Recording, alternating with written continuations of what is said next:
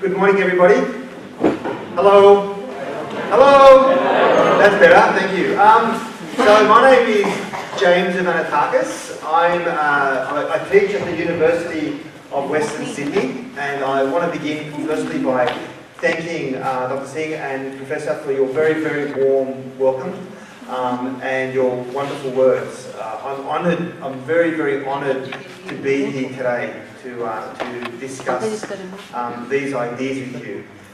Many of the ideas I discuss are innovations that I've been developing, and it's at the moment I'm writing a number of books about this. So I might go. Maybe I'll just point to you. So this is my university, the University of Western Sydney. It's a very new university. It's only 25 years old, but it's a very vibrant university. And we were talking before, some of the innovations I think are possible because it's very new. Even though it's very new, it's only it's now ranked in the top 400 universities in the world, and in the top 100 young universities. So it's achieved a great deal in a very, very short time. A little bit about me. My first degree was economics, and I worked in banking for 9 years. I then left there, and as you heard, I worked for a number of human rights and environmental organisations. And then about 10 years ago, I began my career as an educator, as a lecturer at the university. So that's a very happy me with my hat. So I had three very, very different careers, and it's this journey which has assisted me in this research process. So in the university, I have two roles. I do a subject for first year students for introduction to sociology. So I introduce the humanities to the first year students. This is a very large class. In my class, I have 1,168 students. I am like an academic rock star. Okay? It is really cool. I go on Monday mornings at 9 o'clock, and it's really cool. I feel like the guys from MasterChef. I also run a program called the Academy, which is very similar to the cluster program. It brings together all our best students to work in an interdisciplinary environment and confront real-life issues.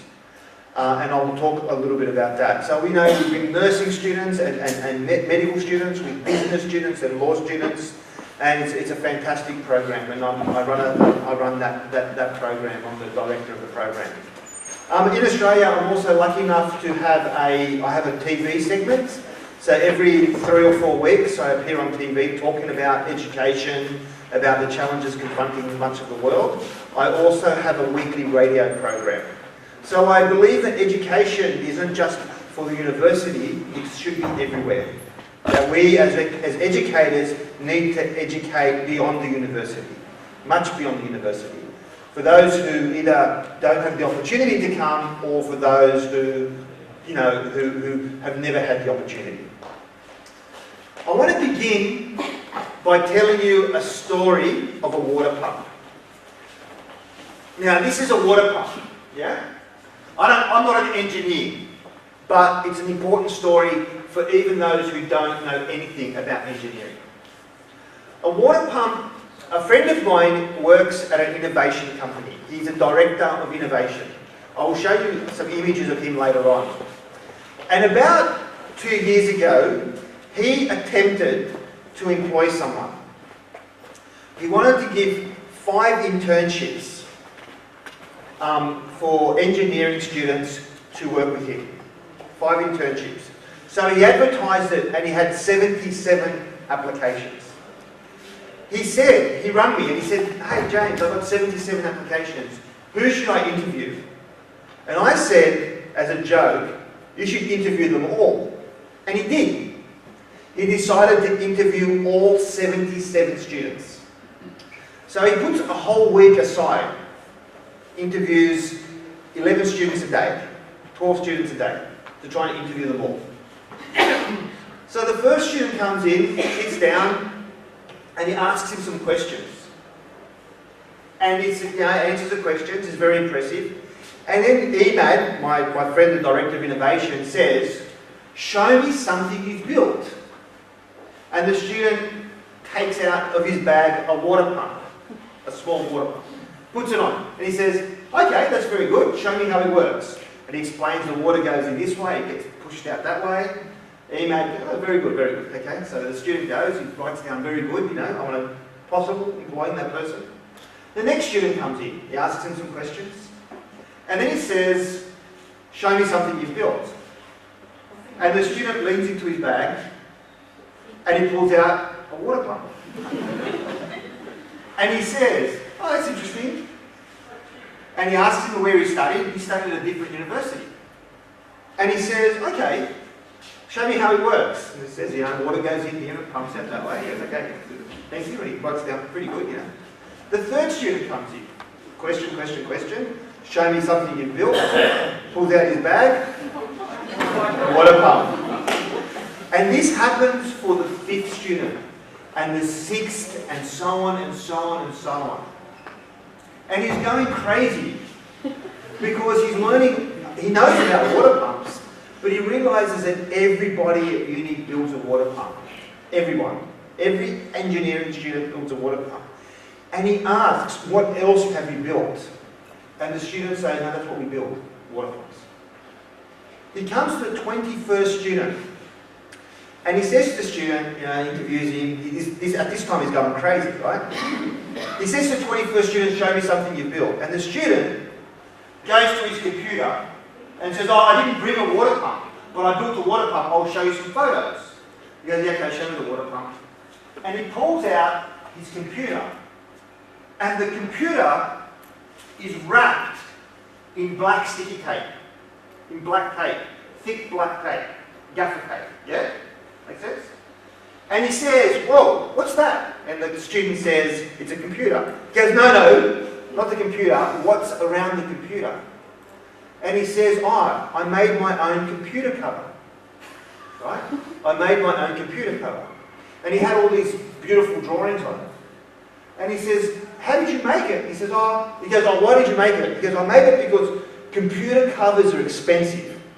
And they're not very good. They don't protect the computer like I want it to. And they're expensive and they're pointless. So I built my own." And he goes, "Show me how you built it." And he started showing him how he made it. And he started showing him the design and things like that. And then the student says, "Oh, I'll show you the water pump." And he goes, "No, you've got the job." And this is the problem with education that we were talking about before. We show students how to build water pumps. Yes, water pumps are important, but we don't show them much more. And the education system in Australia that was designed in 1954, right? Around the world, we need to innovate it because the economy, the world, the globe has changed so dramatically. So, can I have the next slide, please? Slide, hello? Next slide. Thank you. Okay, so, we need to change the way we teach for a number of reasons. And so I want to begin by telling you that we live in a time of disruption. Next slide, please. Now, when I say disruption, next slide, I mean that the past is no longer a guide for the future. The world is changing, thank you. The world is changing so quickly that the past, what happens today and what happens tomorrow could be so different from today that it's disrupted. It's changed so fast.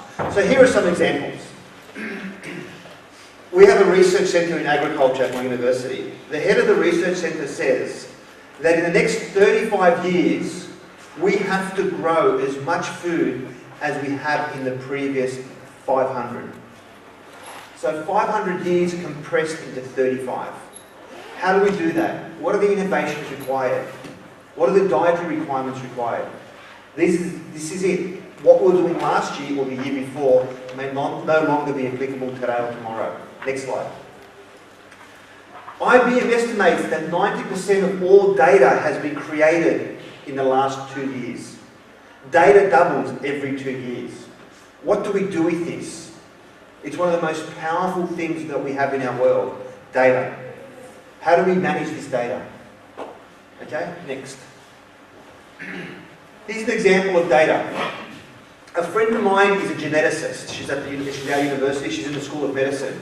And she says if you wanted a genetic map today, it would cost you $3,000. But in 5 years' time, it'll cost you $80. Right? And it won't sit in a computer, it'll sit on your smart watch. And the role of the doctor is no longer just to examine someone. The doctor and the nurse no longer just examine someone, their bodies, but they need to download the genetic code off your watch and be able to analyse it. So no longer is being a medical doctor enough just to study medicine. That doctor must also study data management. That's the challenge. Next slide. Here's a question I ask my students. What was introduced to the world on the 29th of June 2007? Who wants to say something?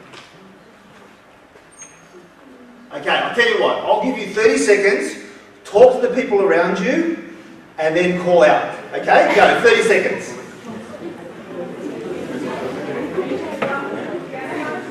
Yes? The first iPhone, yes. Print around the board. Now, you think about the first iPhone. Can I have the next slide, please? That's me. Say hi. Okay. So that's me holding this phone, right? Now, who has a smartphone? Who hasn't got a smartphone, right? That's a better question, right? It's hard to imagine that it's only 7.5 years ago. 7.5 years ago, the first iPhone came. And Apple brought it to us. And IBM said, it's the most useless toy and the most expensive phone. By the end of 3 years, like by the end of the decade, they had sold, by the end of the decade, they had sold over 100 million copies, units. Something that, 15 years ago was magical and only in science fiction is now everyone's got one. That's disruption. Now, this is the first mobile phone in Australia. It's not this, but what I'm holding. That's the first mobile phone in Australia. The first mobile phone in Australia weighed 10 kilos. This chair, probably 5 or 6 kilos. Imagine this being your mobile phone. Walking around with this. I mean, what else would you need to carry? There's no camera. It's just a phone. It had a charge time of 8 hours to charge and a talk time of 10 minutes. Right? It cost in Australia about $6,000 to buy one. $6,000. And it cost about $5 a minute to make a phone call. Right? So imagine that, $5 a minute, you pick up the phone, what's that? That's about, I don't know how many rupees that's about, 250?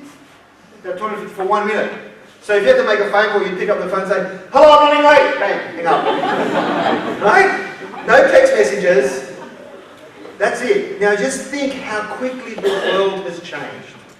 Okay? Now you have encyclopedias, you have a camera, you have your diary, you have everything. Right? Here, books. Okay? In such a short period of time. Next slide.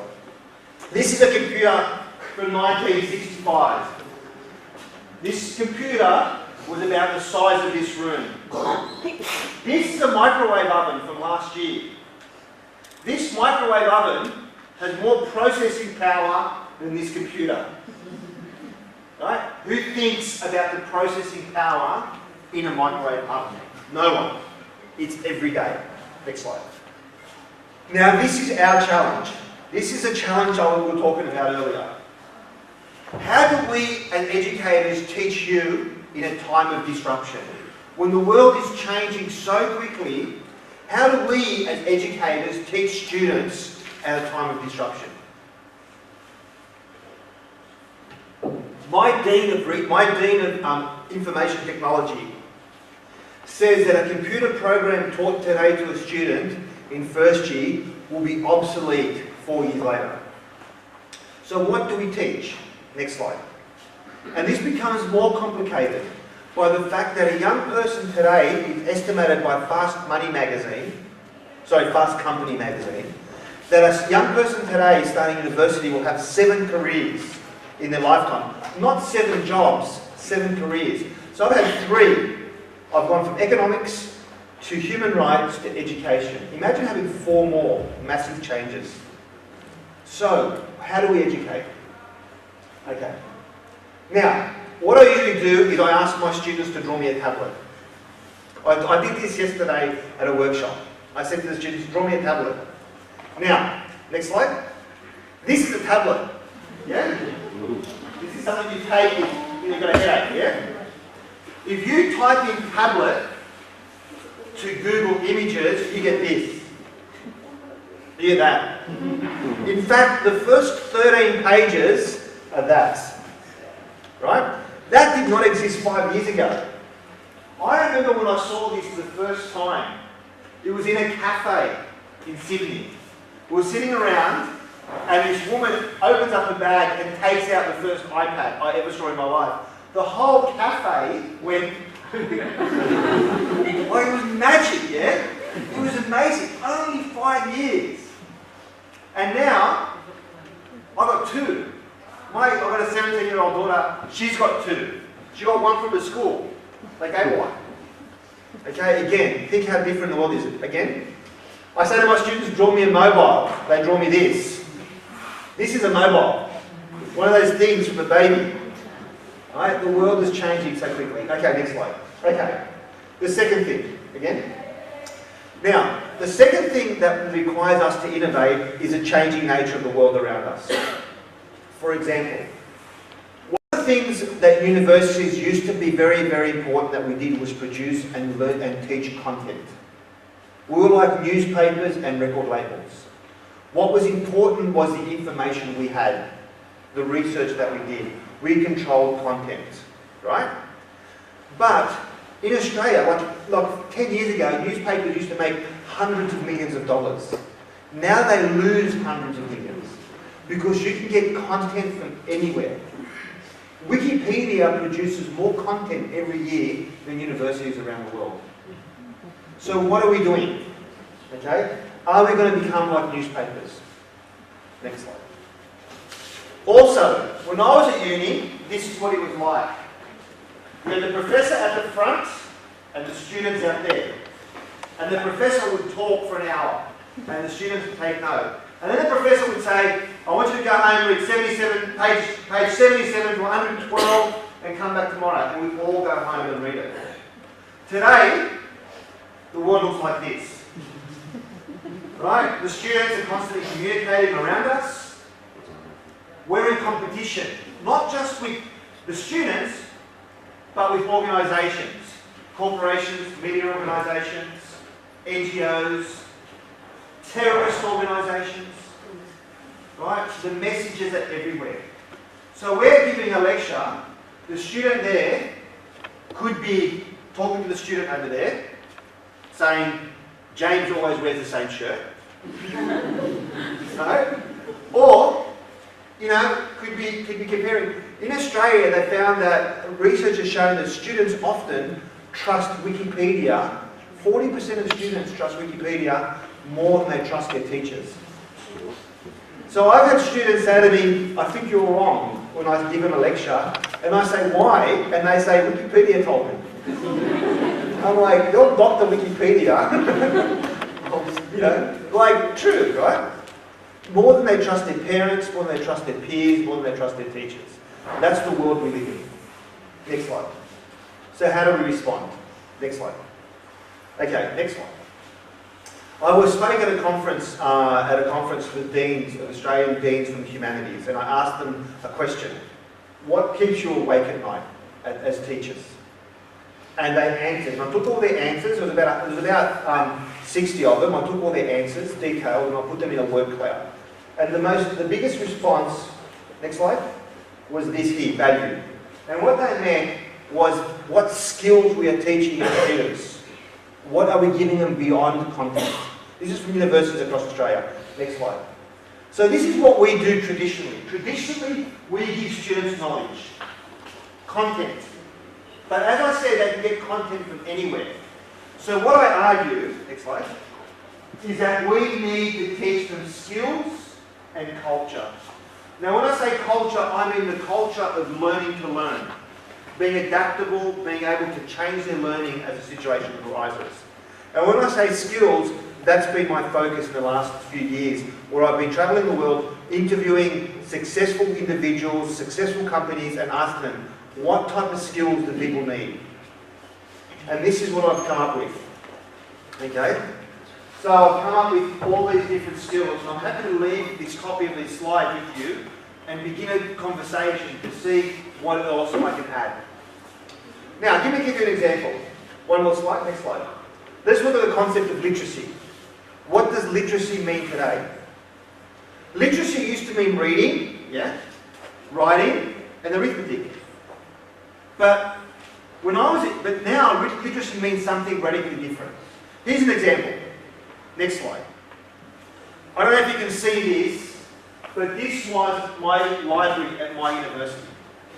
I did my first degree in economics. There was 300 students in my class. We were given an assignment about Australian manufacturing policy. There was one book in the library on Australian manufacturing policy.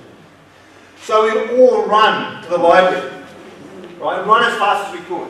And you'd get there was always someone before you. Right? And we'd line up. And you have to have your library card. And this was the book was behind here. These were like the guards, right? The security guards. And you would give them your card and they would give you the book. And sometimes they'd give it to you for 15 minutes. Sometimes they'd give it to you for an hour. So that you get the book, right, with a long queue behind you. And then you would run as fast as you could to the photocopier.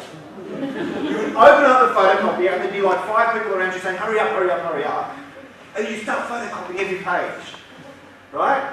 One book.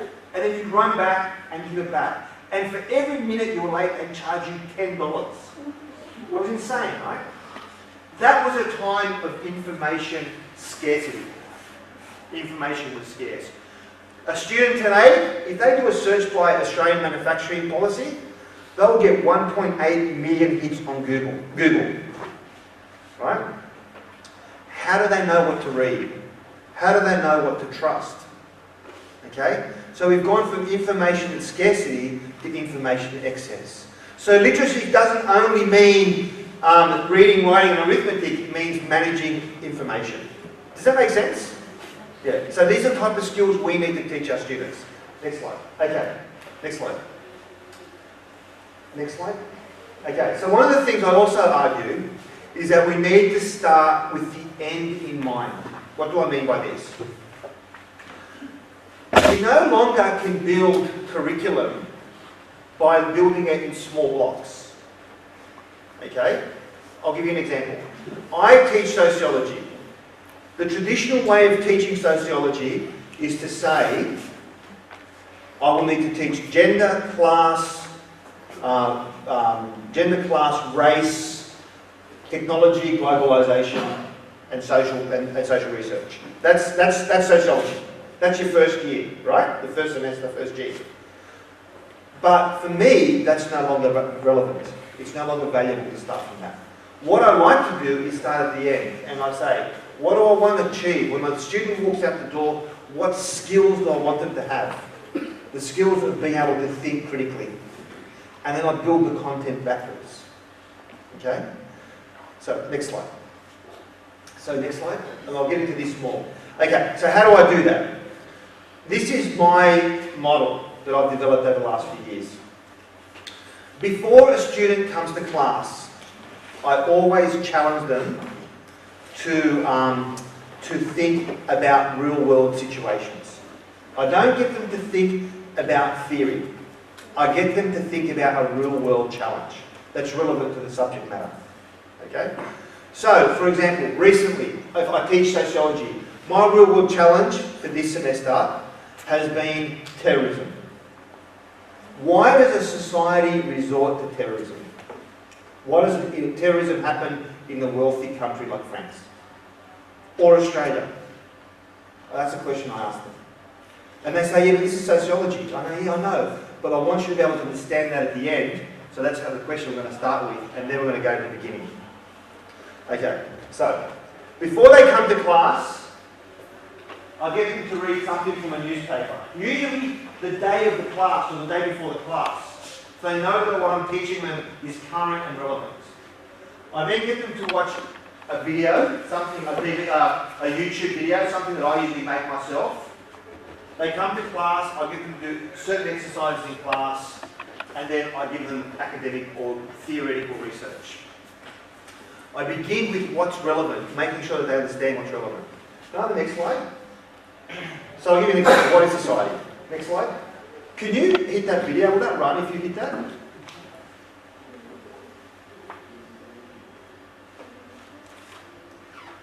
So this is the first thing they'll see when they come to class, before they come to class, if it works.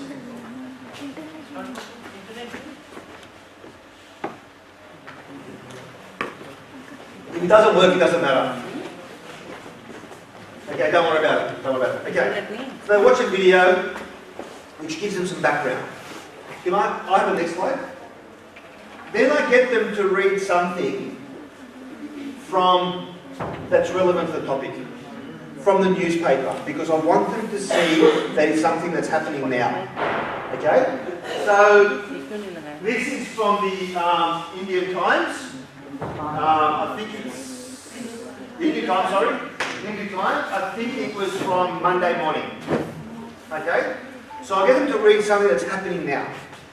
Okay? Real world challenges, not theoretical challenges, as the professor said. Something that they're going to confront with now. Okay. I then get them to come to class with these questions in mind. Next slide. Now, they've come to class and I begin to get them to think in this way. So, I begin by talking about this. I'll give you guys an example. Apple.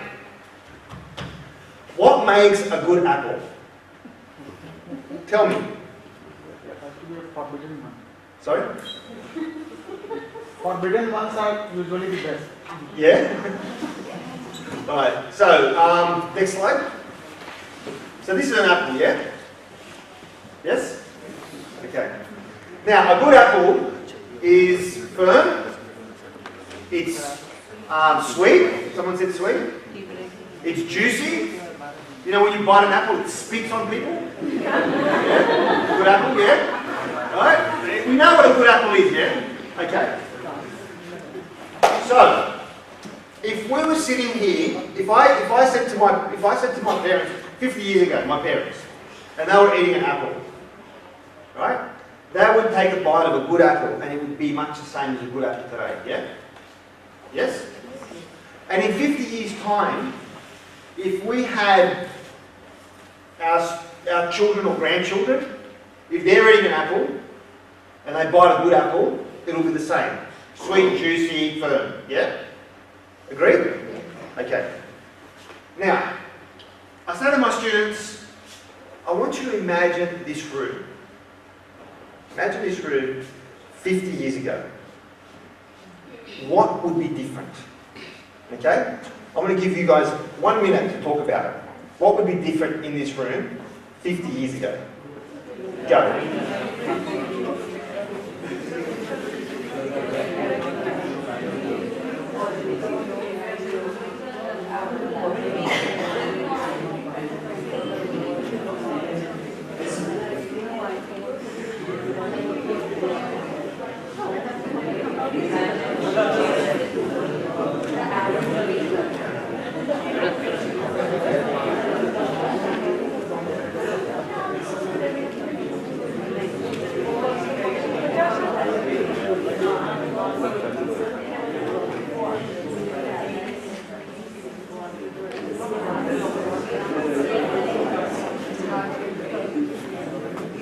Okay. You want to say something? So, who wants to share? What would be different in this room 50 years ago? We would have a conventional classroom setup. We wouldn't have any projector. Yes, no projector. No. The technology would be very, very different. Okay, sorry? This room, I think, would not exist. 50. Yeah. Yes, okay, so that's also cool. So, in Australia, there'd be very, very few women as well as here, right? This room would not exist. You think about the change in the rural-urban landscape in India, in Australia as well. The technology, of course, right? Okay, it'd be very, very different. Okay, very different. We can talk about lots of things. We can talk about... Sorry? Blackboard instead of that. That's right, you know, blackboard, you'd say we will be wearing very different clothes. You think about the clothes that we're wearing. You think about, you think about the relationships between Australia and India 50 years ago, very different. You know, all these things are so radically different, okay? So I say to my students, if the world compared to now, it's almost unimaginable, yeah? It's almost like, it's like a science fiction movie. So I can only imagine how different the world will be in 50 years' time. So the world, again, I get to start imagining what society looks like. This is the discussion I have with them even before I begin any theoretical discussion about society. And this is even before I begin any discussion. And they're thinking, what does an apple have to do with terrorism? Okay? And that's where we eventually get to. And that's how I build the content. So I make it so relevant that they can feel it, they can taste it. And then I take the theory after that.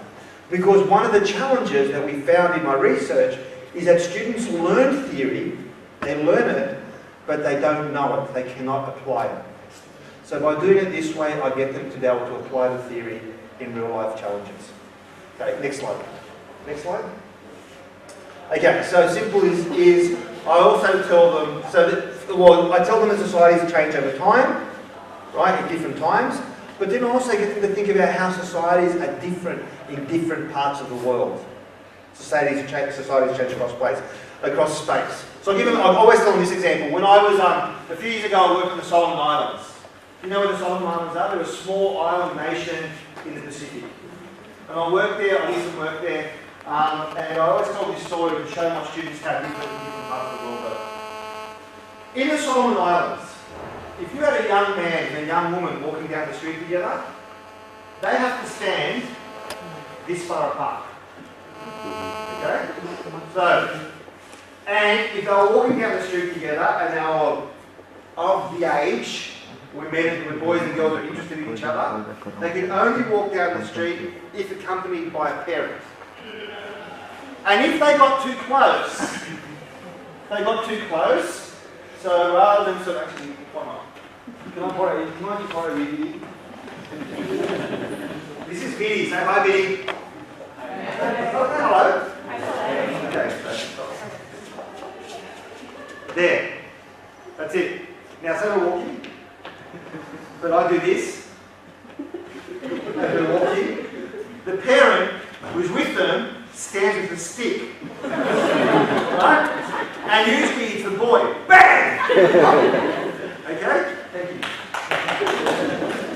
Now, that's a boy and a girl walking the street. If you're walking down the street with a friend, men are walking down the street, and they want to have a serious conversation, you know what they do? They hold hands.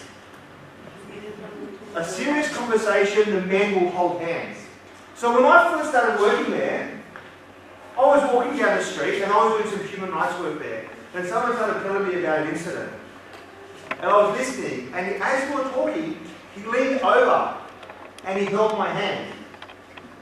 And he's telling me all these really important things. And you know what I was thinking? Yes! That's exactly what I was thinking. I was thinking, oh my God, he's holding my hand! It was really strange. And the students find it funny, but then I'm getting to think about how different the world is in different parts. Because internationalization is another literacy. It's another form of literacy that students must learn. Next slide, please. Okay. And then I introduce the theory. Then we begin to talk about how we can understand society. Okay. Next slide. Alright, so here's something that's also that many of my colleagues find very challenging. What is an hour? An hour is not automatically a lecture. An hour is a measurement of time. So, next slide. This is attention span in our classrooms. Go. Next slide. That's it. So what happens is, this is when they're paying attention. That's about 12 minutes. 15 minutes. This here, after about 12 minutes, is Facebook time. Yeah? This is talking about the fact that James doesn't change shirts. I do change shirts. I'm just working with a black t-shirt. And this is, right at the end, when you say what you need to know for the exam is. Okay.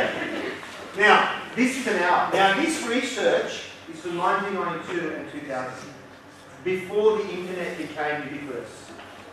Right? So we've always, I'll tell you guys a funny story. I was in a meeting the beginning of last year, and it was about 20 people. And the person who ran the meeting said, I really want everyone to concentrate because I want everyone to put their computers away. And I'm like, oh man, so I put my computer away, and I was sitting there and I was like paying attention. Then after about 15 minutes, this is a true story, after about 15 minutes I started thinking, I've got to buy milk on the way home. So I started writing a list, a shopping list, of all the things I needed, right? And then I remembered something else, right? And I went, oh, and across the table was one of my colleagues. And I remembered something else about something we're doing together. So I wrote him a little note, and I passed it to him. And the deputy dean saw it. And she went, James, are you passing notes? And I went, no. And she goes, yes. She goes, stand up and read it in front of everyone. I was like a 12-year-old. But this is what we did, right? So this is what our students do. The computers just make it easier, right? It just makes it easier, but we always were distracted. Can I have the next slide, please? Now, research shows that in an average hour, if you just talk, a student only remembers 10%, right, of what you teach them. Now, I want you to think about 10%. 10%, my name is Arvanitakis. Arvanitakis. That's 10%. If a student remembers that, they can learn nothing else in that 1 hour, right? It's a waste of time. So, what do I do? Next slide. Research shows that you can improve retention 400% by getting students to do regular revision in the class. 400%. So this is what I do. Next slide. I do this. I give a short lecture, and just when I start knowing that the students are getting distracted, I ask them a challenge. And I do that 4 times. So rather than giving one 60-minute lecture, I always say I give 4 15-minute lectures. And each lecture includes a discussion. You think about what I've done today with you. Every now and again I ask you a question. I make you talk. It makes you start thinking again. You stop thinking about your shopping list and what I'm wearing. Okay. So can you just press the next slide? And the next, and so this is, what is society? Is society natural and innate? Next slide. Next slide. And you see that I cover the 4 key messages that I want to cover. Next slide. Okay. Does that make sense? Now it's 11:30. How much more time do I have, or should I be finishing? 10 minutes? 15. Okay. All right. Is everyone good? Everyone good? You guys? No one's too bored? Okay. All right. Now the other thing I do is this. Is I often find students to empower them to create the curriculum. I get them to think about creating the curriculum. So here's an example. One of the challenges, for example, I had an example, a challenge, where I wanted to teach globalization. And the students learned it, and sometimes they would learn it, but they wouldn't understand it. They would memorize it, they could answer the exam, but they wouldn't actually really be able to apply it. So what I did was this. I said to them, I came in one day and I put up on Facebook I put up on Facebook, globalisation is, I put up on Facebook, we have a Facebook page for our subject. And I said, go onto your smartphone and answer that question. Speak as a group, 2 or 3 people together, or 4 people, and just start filming. In 1,000 students, I had like 700 responses in 5 minutes. Right? I will say, some of the responses were silly. Like, you know, James and changing shirts. That's a theme, right? But most of them were really interesting. I then took them and put them in a word cloud and showed them. Now, I've done this with technology, I've done this with paper. You don't need technology to do this. Next slide. So then I want a word cloud. This is a word cloud that came up. Now, again, you can do this with paper, with just getting people and just picking out answers. One of the words that came up a lot was the word fear. So I said to the students, who said fear? What are you scared of? And a student said, I'm scared. I saw this thing at the terrorist attack in London. And I'm like, but that's in London. Why are you worried about it here? And then she began to explain why. And I said, who else is scared? They started talking about it. So from that word, fear, I got the students to start thinking about networks. I started thinking about terrorism in our lives. Again, they are believing that they're directing the curriculum, and they are. But they now remember these words. They remember the word network when it comes to globalisation. They remember the words, different words. You know, other people spoke about change and justice and different times. They came up with a definition. When I implemented this change, the quality of the responses in the exam and the essays went through the roof. It was amazing. My fail rate for this subject when I inherited it, I started teaching this subject 6 years ago. It was 25%. My fail rate now is about 2% by implementing some of these changes. Next slide. What I then do is I often get them to take down their stories about issues around globalisation or whatever. I ask them to write down their stories, and I take their stories, if they're relevant, and I put them in a book. And allow the students to teach each other. We were talking before about peer learning, as a professor said about peer learning. So I'll give you an example. Next slide. Very quickly. I wanted to teach gender. Okay? Now, again, gender, for me, it's very interesting, right? This subject is very interesting because I have over 1,000 students. About 800 are doing it as a compulsory, and about 400 are doing it as an elective, yeah? Now, the elective students are often people from engineering or from other subjects that they never study issues around gender, okay? And so this is my chance to get them to think about this really important topic area, right? It's by one chance, one semester. So what I decided, I always found it hard for them to engage in this concept. So one day, again, this is about the students designing their own curriculum. So one day I said, okay, what I want you to do is I want you to write me a story about how you would explain the concept of gender. Not a definition, but a story from your life. So tell me this idea of gender, of being masculine, of being tough for boys, and gender for girls. Explain to me a story that you would use, right, from your life experience. Does that make sense? Yeah?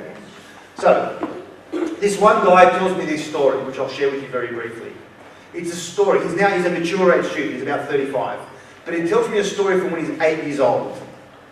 He writes this up, gives it to me, and I've included it, as I said, in my book. In the story is this. He's 8 years old. He's playing football. He has a 6-year-old brother who is a very, very good football player. He's 8 years old, 2 years older. He's not a very good football player. His dad always watches his brother. His dad always watches his brother. Never bothers gives him any time to work together. Okay? One day as he's playing, when I talk about football, I'm talking about rugby, yeah? I'm talking about rugby, yeah? Okay. One day as he's playing, he gets tackled and he hears a crack in his arm. And he's lying on the ground holding his arm. And the referee runs over. And then the coach runs over.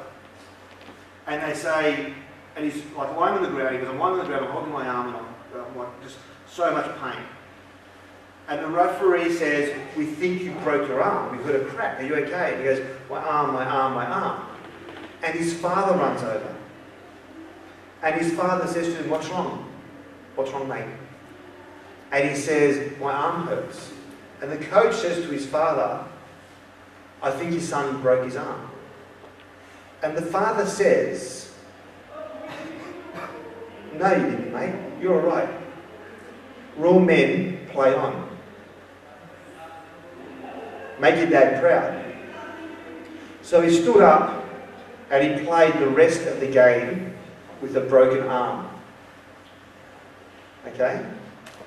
Now, that story I tell my students, or now is in the book I wrote, in the textbook. My students remember gender all the time. They discuss it in detail. The engineering and the maths students, the computing students, take it back to their classrooms because they relate to it. If I began with just the theory, they wouldn't get it. They'd remember it, they would do well on the exam, but this way they begin to teach each other.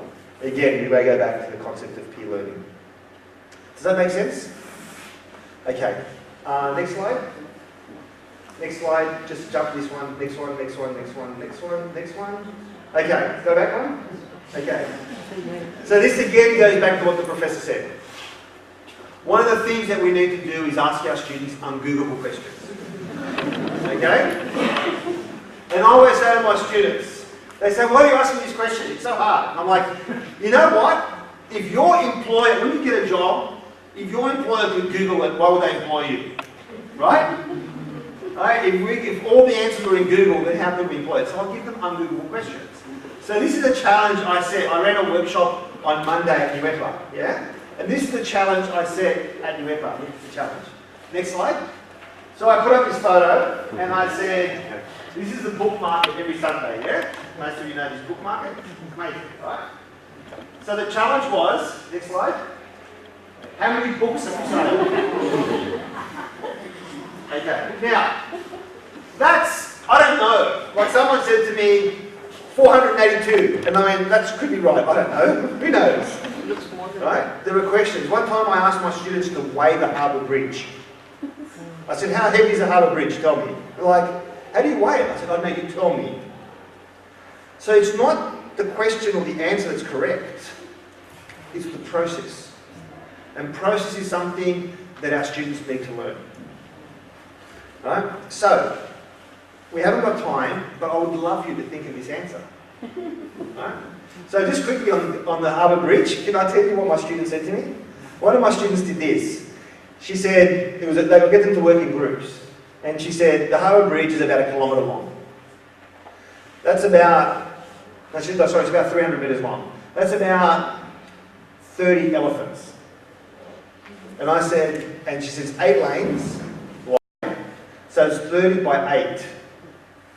And I said, African elephants or Asian elephants? And she said, African elephants. And it was a really cool response, right? It was a really cool response. And I thought, wow, that's really cool. Because I don't know what the answer is right, but I want them to think of the process. In fact, I'll tell you a secret I did at my university last semester. We have a similar program on innovation where students have to design something. And one of the students said to me, a group of students came to me and they said to me, it was the first time they'd done a subject like this, and they said to me, oh, I'm really scared because I want to get it right. And I'm like, it's an innovation program. I don't know if you're going to get it right. And they said, but I want to get a really good mark. So I said, okay, I'll tell you what mark do you want? And this is in first lecture. And she said, I want 90%. I said, okay, you've got it. You can have your 90%. I'm writing it down now. I'll sign this piece of paper. That's your 90%. Now what I want you to do is build this business, and at the end of the semester, we'll sit down and tell me if you deserve 90%. Right? So I've got all the students to do it. All 40 students. At the end of the semester, some of them said, I deserve 90. And we talked about it, and I said, yep, you get 90. In fact, you probably deserve 95. And then the other one said, I think I deserve 75. I said, yep, you're right.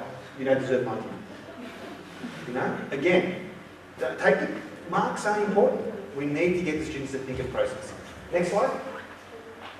All right, just finally,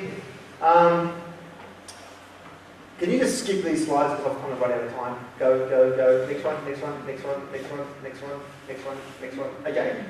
This is an exercise. Yeah? Okay, in Australia, every building needs a massive exercise. Okay? So I want to finish off by, because what happens is every time I give one of these lectures, everyone says to me, yeah, it's easy for you to talk about making lectures interesting when you're in humanities, but I teach engineering and it's boring. And I'm like, engineering's not boring, it's the most interesting thing in the world. No, it's boring. I said, okay. So this engineering friend of mine and I designed this lecture, right? And I'll finish by telling you. He used to teach a lecture. He does the engineering of buildings. It's compulsory because the Australian Society of Engineers sets the curriculum, right? So it's compulsory that he has to give a lecture on exit signs. Okay. Now you can imagine this is potentially the most boring lecture in the world. You think about giving a lecture on an exit sign. He has to talk about the width, the height, the colour, the depth, and the location. He says, he said to me, he said 2 weeks, it's in week 4. He said in week 2, so 2 weeks before he gives the lecture sign, he goes, I start losing sleep. And I'm like, why? He says, because you know that everybody's going to walk out. First, no one's going to come because the students open up the program and they see exit sign and they're like, forget that. And then when they do come, they last for about half an hour and they leave. And he goes, a 2-hour lecture. He goes, what do I do, right? So this is what he did. In week 4, he wrote on the program, mystery lecture. That's all he wrote. No readings, no information, just mystery lecture. And he said, come along and learn the mystery. So what he did was this, the students turned up, right? And he said, okay, we're going to do an experiment. But it's going to require, it's going to involve smoke. Okay? So if you don't want to be part of the experiment, you stand up and you come to the front. So it's about 100 students, about 150 students, it's about a third of them came to the front. And he said, all right, you can come to the front, stand up on the stage, that's fine, I want you're the observers. Okay? And he said, okay, the rest of you now, you are the guinea pigs. Yeah? I'm going to do a test on you. So what he does, okay, he goes, what I'm going to do now is I'm going to let off a smoke bomb. A smoke bomb, right? He goes, in fact, I'm going to let off 3 smoke bombs. Now you can't move until I tell you. You have to stay in your seat until I scream evacuate. So he lets off the first smoke bomb, he lets off the second smoke bomb, he lets off the third smoke bomb. There's smoke everywhere. And he says, all right, evacuate, evacuate, evacuate. So the students all get up and leave, right? And they meet at the front of the lecture. And he says, okay, I want you to break now off into groups. And I want you to spend 20 minutes talking about what was the most important thing in getting you out of that building alive. If that was a real fire, what was the most important thing that you needed to know to make you get out alive? Think of 5 things. Break off into groups, go off somewhere, cafe or whatever, you've got 20 minutes to come back. So, the students go off, they come back, they hand in sheets. He's got the sheets in front of him. He says, okay, group 1 said, the exit sign. A worldly exit sign. Good. Group 2 said, a worldly exit sign. Group 3, and he went on and on and on. And he said, it's funny you should say exit signs. I have a lecture on exit signs. And he began, and he said he started talking about exercise. And he said for the first time, people started taking notes. So, even your most boring lecture can be made exciting. Next slide. So, just a summary. want to finish off with 3 key messages. 1, we have to be exactly what we want our students to be. If we ask our students to innovate, but we always do exactly what we've always done, they're not going to get the message. If we want them to innovate, we need to be innovative. Next one. We must treat knowledge like clay. Students shouldn't look at knowledge as if it's reified, if it's something that can't be touched. We need to get them to take knowledge and to play with it. We need them to get them to challenge that knowledge, right? To challenge us. Because they don't challenge us in the classroom, they'll challenge us outside the classroom, and we won't have a chance to respond. They talk to their parents, and their godparents, or whoever it is that they talk to, and if they don't get a chance to talk about with us in class, then they won't have the answers when they're challenged. And next slide. And always start at the end. Think of what you want students to produce, and work backwards from there. Next slide. That's it. Thank you.